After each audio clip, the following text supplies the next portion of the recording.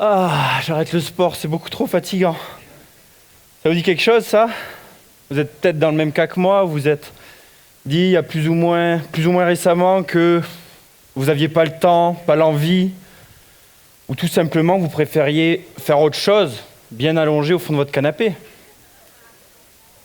Mais je suis sûr que vous êtes aussi rattrapé par ce petit sentiment de culpabilité. Vous savez, c'est celui qui vous fait dire bah, faudrait que je me bouge un peu, ça me ferait du bien. Ou alors qu'il faudrait peut-être éliminer l'andouille de Charlieu et la praluline d'hier soir. Bon, ce petit sentiment de culpabilité, vous l'avez parce que vous savez au fond de vous-même que la pratique sportive, c'est bon pour la santé. Et vous avez raison, puisque de nombreuses études scientifiques ont montré, tout d'abord, que la pratique sportive permettrait d'améliorer la santé physique, notamment en améliorant les grandes fonctions physiologiques et en permettant également, enfin en aidant à éviter l'apparition de certaines maladies. Bon, la pratique sportive, elle est aussi bonne pour la santé mentale. Elle permettrait d'améliorer le bien-être et l'estime de soi. Et enfin, elle permettrait d'améliorer la santé sociale en améliorant les relations avec les autres et en permettant une meilleure insertion sociale. Alors bien sûr, ces messages de prévention, vous les rabâche, vous avez l'habitude de les entendre. Vous savez, c'est les messages qu'on voit en bas des pubs ou qu'on entend à la radio. Pour votre santé, pratiquez une activité physique régulière. Pour votre santé, mangez au moins 5 fruits et légumes par jour. Pour votre santé, ne mangez pas trop gras, trop sucré, trop salé. Pour votre santé, oh, c'est bon là, non? Quand même. Bon, ces messages de prévention, ils se déclinent à de nombreuses échelles. De l'échelle la plus globale, par exemple avec l'Organisation mondiale de la santé, les messages qu'elle délivre, et à l'échelle la plus locale, la plus proche de vous. Vous savez, c'est le dimanche, quand vous allez à votre repas de famille, et que votre grande-tante Geneviève, elle vous fait remarquer que vous avez pris des joues un peu là. Bref, si on revient et qu'on est un peu plus sérieux. Donc ces messages de prévention, il y en a tellement qu'on ne sait plus trop ce qui est vraiment bon pour la santé. Par exemple, les 10 000 pas par jour. Vous avez certainement entendu ça. Ou alors les 60 minutes d'activité modérée à soutenue par jour. Alors, bien sûr, il faut aussi relativiser les effets de la pratique sportive. Notamment, le premier exemple, ce sont les blessures. Alors, chez les 15-25 ans, près d'un accident sur deux de la vie quotidienne est dû aux blessures. Si je prends un deuxième exemple qui concerne plutôt la santé mentale et sociale, eh bien, je suis sûr que le regard des autres, vous savez que ça peut être difficile, notamment quand on fait de la pratique sportive, le regard des autres il peut être particulièrement difficile. Et je suis sûr qu'il y en a certains d'entre vous qui restent encore aujourd'hui un peu traumatisés par leur prof de PS, Jean-Philippe, qui, de PS, de gym ou de sport, hein, ça dépend de l'époque à laquelle on a été à l'école. Bref, en tout cas, tous ces messages de prévention, ils sont importants. Et malgré toutes les campagnes de promotion de la pratique sportive, en France et dans d'autres pays occidentaux, on assiste à une stagnation, voire à une baisse de la pratique sportive. Et la population qui est la plus concernée par cette baisse, ce sont les adolescents. Alors si on prend une étude donc, qui a été menée dans les Bouches-du-Rhône par mon équipe de recherche, donc le graphe qui est derrière moi, il représente l'évolution des taux de pratique sportive de jeunes scolarisés entre 2001 et 2015. Et donc mon équipe de recherche a montré que si en 2001 il y avait 79% de jeunes qui pratiquaient une activité sportive régulièrement, c'est-à-dire au moins une fois par semaine, au moins 1 heure par semaine, il n'était plus que 72% en 2008, et enfin il n'était plus que 66% plus récemment en 2015. Alors pour quelles raisons est-ce qu'il est important de s'intéresser particulièrement aux jeunes? Donc il y a 3 raisons. La première, c'est parce qu'il y aurait un pic de pratique jusqu'à l'âge de 12 ans. C'est-à-dire que dans une génération, jusqu'à l'âge de 12 ans, il y aurait de plus en plus de pratiquants sportifs, et autour de l'âge de 12 ans, il commencerait à y avoir une baisse.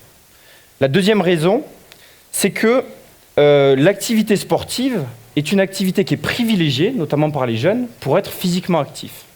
Et enfin, la troisième raison, c'est que la pratique sportive à l'adolescence serait prédictive de la pratique sportive à l'âge adulte. C'est-à-dire que l'adoption de comportements de santé et d'habitudes de santé dans l'enfance et à l'adolescence se perpétuerait ensuite à l'âge adulte. Alors bon, vous avez bien dû comprendre que ce qui m'intéresse, c'est d'essayer de comprendre d'un point de vue sociologique, pourquoi les ados sont de grosses feignasses. Pourquoi les ados abandonnent la pratique sportive. Voilà, c'est ça. Alors, je suis sûr que vous avez tous votre avis ici. Allez, on va prendre... qui est-ce qu'on va prendre, par exemple vous, monsieur. Vous allez me dire qu'avec leur smartphone et leur PlayStation, ils ont sans cesse le nez collé aux écrans. Non? Oui, mais c'est un peu court, jeune homme. Bon, pour mieux comprendre, je suis parti à leur rencontre. Et je les ai questionnés sur les raisons qui les ont poussés à abandonner le sport. Et suite à une centaine d'entretiens que j'ai réalisés, 5 thèmes d'influence se sont dégagés. Mais laissons la parole aux principaux intéressés. Ils ont dit « Oh Dieu, il y a des choses en somme », en variant le ton.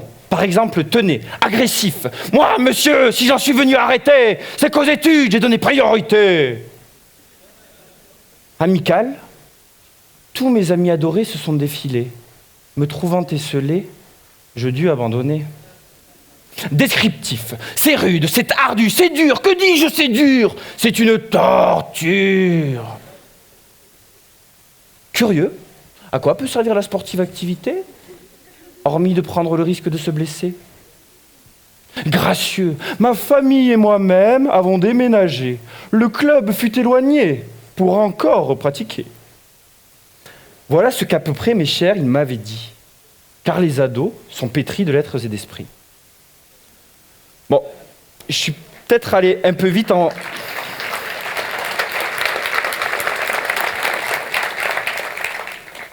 Merci. Je suis peut-être allé un peu vite en besogne, alors je vais reprendre un peu plus calmement. Surtout que là, ça fait déjà 3 heures, donc je vais reprendre. Donc voilà comment on s'y est pris méthodologiquement. Tout d'abord, on a constitué ce qu'on appelle des guides d'entretien. Une fois qu'on a fait ces guides d'entretien, bien sûr, il nous a fallu trouver des jeunes d'âge, de sexe et de catégories socio-professionnelles différentes. Et pour ça, rien de mieux que d'aller donc dans des collèges et des lycées. Donc dans les collèges et les lycées, nous avons réalisé une centaine d'entretiens que nous avons ensuite retranscrits sous forme de ce qu'on appelle des verbatim, qui permettent ensuite d'analyser et d'interpréter les résultats.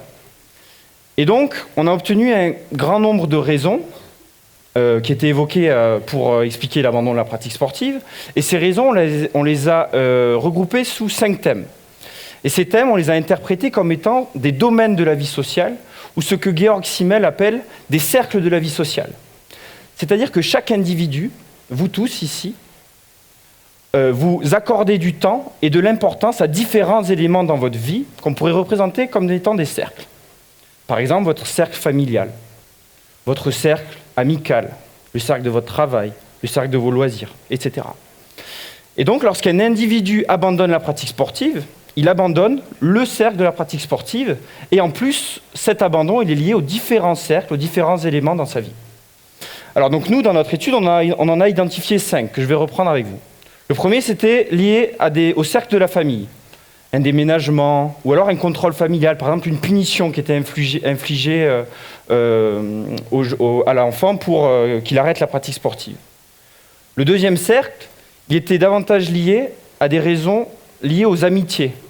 Alors c'était soit des amitiés, soit liées à la pratique sportive, par exemple, mes amis ont abandonné, donc j'ai fini par abandonner, soit liées à des amitiés en dehors de la pratique. Un attrait pour des amitiés, je préfère sortir avec mes copains plutôt que de faire du sport, par exemple.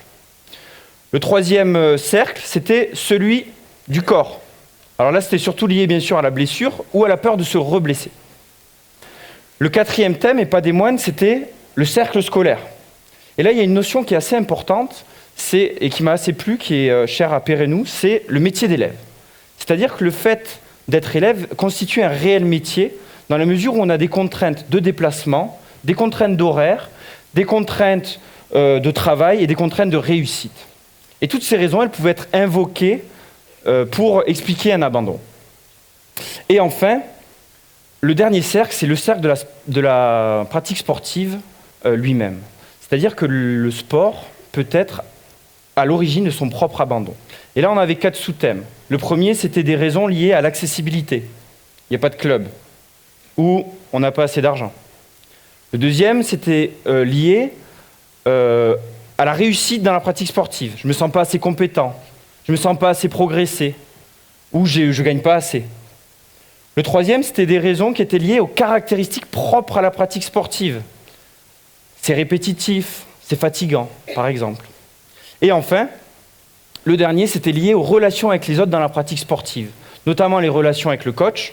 Le coach ne me plaît pas, ou il me plaisait, mais après notre relation s'est dégradée, ou l'ambiance globalement de pratique, qui était très régulièrement invoquée. Alors ces raisons, les jeunes, ils pouvaient les exprimer de manière isolée, une seule raison, je me suis blessé, j'ai arrêté, par exemple, mais bien souvent, le processus, il était bien plus complexe. Et dans ce cas-là, on a identifié deux processus. Soit il s'agissait de ce qu'on a appelé un effet de cascade, et dans ce cas-là, il y avait une raison qui en enchaînait une autre, qui s'enchaînait, qui terminait par l'abandon. Exemple, l'année où j'ai arrêté, quand j'ai commencé le sport, on avait changé de coach. Et en fait, mes copines, elles ne l'aimaient pas trop. Donc il y en a une qui a abandonné, puis une autre, puis une autre. Et enfin, quand j'avais plus de copines pour pratiquer, j'ai arrêté aussi. Donc ça, c'est plutôt l'effet de cascade. Et l'autre processus, c'est plutôt un effet boule de neige. Alors l'effet de boule de neige, ce n'est pas de l'enchaînement, c'est plutôt de l'accumulation. C'est-à-dire, si on prend un exemple, ça pouvait être, quand je suis rentré en troisième, j'ai commencé à avoir de plus en plus de devoirs. Et en plus, au début de la troisième, je me suis un peu fait mal à la cheville. Et mes parents m'ont dit, t'as du travail, t'as un peu mal à la cheville, tu reprendras l'année prochaine. Et finalement, le jeune ne reprend jamais. Alors ces raisons, bien sûr, ça peut être soit des contraintes qui se dressent entre le pratiquant et sa pratique, ou alors ça peut être plutôt un processus décisionnel. Dans ce cas-là, c'est un choix, plus ou moins éclairé, bien sûr, celui d'arrêter. Et enfin, pour terminer, je voulais faire un petit jeu avec vous. C'est-à-dire qu'on a également regardé, en fonction du moment où les jeunes, donc en fonction de l'âge de l'arrêt, on a essayé de voir s'il y avait certains cercles qui étaient plus régulièrement évoqués que d'autres. Alors à votre avis, si on prend l'école primaire, quand ils ont arrêté avant 10 ans, c'était plutôt quel cercle qui était évoqué ? C'était plutôt le cercle de la famille. Alors maintenant que j'ai l'éclairage, je vais pouvoir vous questionner, vous travaillez un peu. Lorsque l'arrêt avait plutôt lieu au collège, à votre avis, c'était plutôt quel cercle qui était évoqué ? Alors c'était plutôt, pas forcément la famille, mais c'était plutôt le cercle de la pratique sportive elle-même. Et enfin, au lycée, à votre avis, c'était plutôt l'école, on est d'accord. Donc c'était effectivement l'école, le métier d'élève, la pression scolaire qui était le plus régulièrement évoqué. Alors, ces trois moments de l'arrêt, c'est important et ces résultats, ils sont importants parce qu'ils permettent de mieux cerner les messages de prévention. C'est-à-dire que pour les plus jeunes, on va plutôt chercher à cibler les familles. Pour les collégiens qui sont dans la fleur de l'adolescence, on va plutôt essayer de voir avec les éducateurs sportifs et les entraîneurs. Et pour les plus grands, il faudrait peut-être avoir une réflexion poussée avec le milieu éducatif. Voilà, donc j'ai essayé de vous présenter là un cadre de compréhension, celui qu'on a dressé, celui de l'abandon de la pratique sportive. Et ce cadre de compréhension, on pourrait également l'appliquer à l'abandon d'autres loisirs, comme la musique ou d'autres loisirs. Mais on pourrait également l'utiliser pour essayer de comprendre la reprise de la pratique sportive. C'est-à-dire comment est-ce que certains individus qui ont abandonné, je suis sûr qu'il y en a plein ici dans la salle qui ont fait ça aussi, qui ont abandonné à un moment, mais qui à un moment ont aussi réintégré ce cercle au sein de leur vie. Et ces résultats, ils sont importants. Et ce qui est important, c'est d'être à l'écoute, je pense, des jeunes. Parce que je les ai taquinés aujourd'hui. Et je vous assure que je les aime bien et surtout, je vous assure, et je suis persuadé qu'on n'est pas assez à leur écoute alors qu'ils ont plein de choses intéressantes à dire. Si on les écoute lorsqu'ils expliquent les raisons pour lesquelles ils abandonnent et ce qu'ils ont envie de pratiquer, la manière dont ils ont envie de la pratiquer, c'est là qu'on pourra leur proposer des pratiques sportives et des manières de les pratiquer au plus proche de leurs aspirations. Et là, sur la reprise de la pratique sportive, il y a de l'espoir, parce que près d'un jeune sur deux, dans mes entretiens, disait qu'il souhaitait reprendre la pratique sportive, mais qu'il n'était pas dans les conditions de le faire. Voilà, donc j'espère que ce petit moment passé ensemble vous a plu. J'espère que vous n'avez pas trop culpabilisé d'être avachi depuis près de 4 heures dans votre fauteuil. C'était pas le but. Bon, il est où Gérard ? Gérard, elle est où la praluline là ? Parce qu'à la fin de l'envoi, moi, il faut que je bouffe, hein ? Merci.